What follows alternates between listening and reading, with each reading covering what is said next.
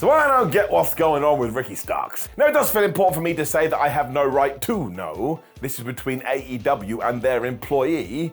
Whatever is going on is their business. At the same time though, it is interesting because they are celebrities. It's like when you go on those crazy websites and it says so-and-so breaks their silence. They didn't break their silence, they just hadn't said anything up to this point, and now they just chose to talk. It's a very interesting situation out there because there are so many stories going around, and usually what does happen is that they do break when people involved in the know come out and say, no, that's an absolute pile of hoopla. You also do get statements that are kind of contradictory though, because you have AEW saying they'd love to have Ricky Starks back on TV, and Ricky Starks saying he wants to be back on TV.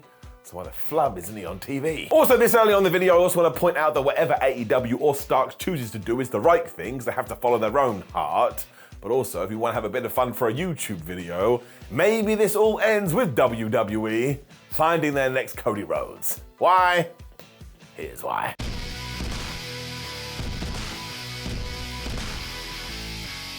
Now this all starts when we do dig into the rumours, and it's important to underline that word, they are just rumours. But when you do dive into these, apparently the word on the street is one of the reasons Ricky Starks hasn't been on AEW TV is because he has decided when his AEW contract is up, he is going to go to World Wrestling Entertainment. Therefore, Tony Khan doesn't really see the worth of featuring him on television at the moment because yes, it's only going to be for the short term, and whatever extra love you do give him is then going to go out the door, so why not focus on the people you know you've got from the long term? This makes sense. There are some curveballs though that do actually make this far more harder to believe, especially when we look at somebody like Andrade. Now everybody knew he was going to go back to WWE, and his last run in AEW was essentially the Continental Classic, but he didn't lose, and in fact he got some major wins. Now you can obviously debate this too and say that it was done for the greater good, because if Tony Khan wakes up one day and decides, no, this is what's better for my product so I'm doing it, then that is always the way you want to be. Focus on your wrestling shows first and foremost. Let's say that all of this is true though. Now I'm not saying that Ricky Starks arrived in WWE and has the fanfare that Cody has. In fact, I don't think that's possible. But I do think there's something to this. And going back to Mr. Rhodes, the reason he did have so much steam is of course because one, he had left WWE in 2016 because he wanted to bet on himself, but also two, because of this departure, he went out there, killed it on the indies, and then was part responsible for building AEW, who is now the competition to WWE. So when he did come back at WrestleMania 38, everybody was just stunned. It's like, how has this happened? How are we living in Narnia? There's also number 3 to all of this because he was the first major AEW star to jump over to WWE, and it always makes sense to be the first because that's when people get super duper excited, and it can still be the same for number 2 and number 3, but it's always better to be numero uno. So I don't expect there to be another huge secret campaign as we lead into WrestleMania with people going, I don't know who this guy's opponent's gonna be. But with that said, I still think if it was a Ricky Starks, fans would be super duper excited about this for all the reasons we have just talked about. I still believe that it would be treated differently though, but my word, would it come with some serious impact. Because let's just call it how it is, Ricky Starks is one hell of a talented dude, and ever since he did arrive in AEW, courtesy of the Cody Rhodes TNT Challenge, everybody put their eyes on him and like, man, this guy, he can talk, he can work, where has he been all of our lives? It's also why everybody from Bryan Danielson to CM Punk was like, I would like to work with Rick too, and sometimes you just have to take the information that is right in front of your face. If all of a sudden these tippity top stars want to work with somebody new, he must have something in the tank. And the only major criticism I see en masse is people go, oh man, Ricky Starks is too much like The Rock.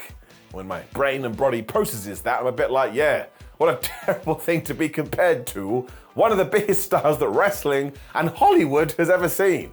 I mean, why would you want any kind of similar traits? WWE will absolutely see all the benefits here too, and probably come up with a plan where they go, well, my gosh, if he does jump ship, this could be really good for us. So even though Starks absolutely honed his craft on the independent scene, I think most people see him as a homegrown AEW guy. So once again, that's something that WWE can parrot out through their social channels. Oh my gosh, look who we got. He may have sort of made his name in All Elite Wrestling, but in WWE, we're gonna turn him into a star. And let's face it too, he arrived in AEW in June 2020. That was only 8 months after Dynamite had been born into this world. I think we can say that he's essentially an OG. Once again, Ricky is also a talented guy that can walk the walk and talk the talk and go in the ring. So even if he did have to start somewhere like NXT, I think he would fit right in. Have you watched NXT? It's actually the best wrestling show on television because everybody is a cartoon character and Rick could have all the fun with that. You also have to remember that especially in the WWE system, if you can do good things with a microphone, well, you're likely going to be fast-tracked to the main roster. And let's not pretend that they don't have all-round traits as well, but whether we're talking about LA Knight, whether we're talking about Trick Williams, or whether we're even talking about somebody like The Miz, as soon as you do have that stick in your hand and wonderful words come out of your mouth and go over the PA system, lots of responsible people in WWE go, oh my gosh, this is exactly what we need in our life. It can go the other way too, of course, and we have seen plenty of people come along who look like near misses, and because they can't connect with the audience, they are left behind. But once again, I don't think that's going to happen with Ricky Starks. And if it did, I would be flabbergasted. Because we know he can go, and that absolutely rhymes. I mean, just go and watch the strap match with Bryan Danielson. I know ratings don't mean anything, but this still got 5 stars.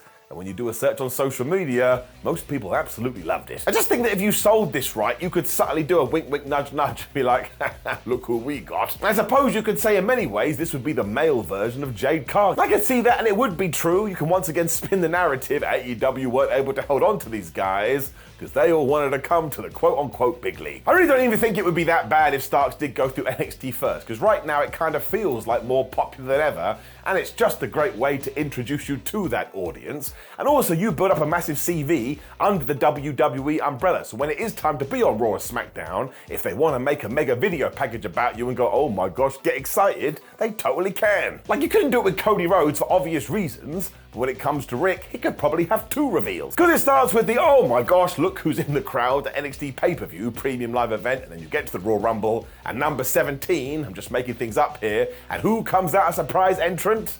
If you're not saying Ricky Starks, why aren't you listening? Don't underestimate these pops either. If he does get a big one at NXT and then an even bigger on the main roster, casual fans start going, well, I better keep an eye on this guy. Look at Joe Hendry. There are so many people now buying into his shtick just because he makes a hell of a lot of noise. Good for him. You also have a built-in story as and when you want to do it with Cody Rhodes, who has essentially from day one been Ricky Starks' mentor. Can you imagine the inside of baseball they could do? It's really going to annoy some people, and that pleases me. You can even actually do the betrayal story like we did over in AEW when MJF screwed over Cody Rhodes. Because let's face it, even though Ricky Starks is a good babyface, he is a way better villain.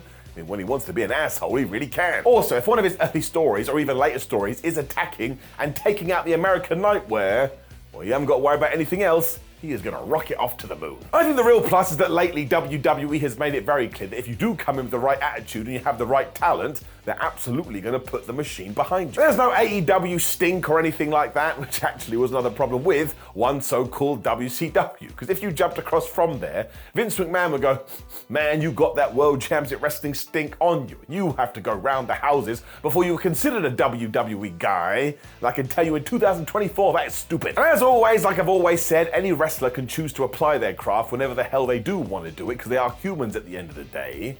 But a Ricky Starks in WWE does intrigue me as a fan. I mean, maybe the way they approach wrestling is more to his liking anyway. I don't know, I'm just spitballing. Like, let's just say he was going to feud with Uncle Howdy. I don't know, I'm going crazy here. I can kind of see a world where that would make sense. Whereas if you brought in somebody like Daniel Garcia, who is also one talented cat, well, I just think you'd struggle a little bit harder with it. And that's not a diss either, it just goes down to the way they carry themselves, and you need this in pro wrestling. It should be a variety show. Before anybody comes out of that curtain, you should be hoping for something massively different to what you just saw. I do think we're going to have an answer to this before the end of 2024 though, so you know what you have to do. Get in those comments and answer me one single question. Are we very soon going to see Ricky Starks in WWE? Or does he stay in AEW? I don't want to stand on ceremony here, Mr. Wayne, so I will make my own prediction too, and it is, drumroll please, brum. Yes, that's right, I'm going with another big old jump. Now, of course, people always get mad when you start talking about AEW and WWE, but just drop me a comment below and let me know what you think all about it. And remember, the amount of people that do go one way, you're gonna get it in reverse. I mean, essentially, they could be about to do a trade. Ricochet on AEW, Ricky Starks on WWE. I really flipping love it. Also, please do like the video, share the video, and subscribe, and bam, click the video on the screen, which is me talking about how successful AEW has been recently. I mean, there you go, that will piss you off, but I still love you, and I'll still give you all the hugs, and I'll see you soon.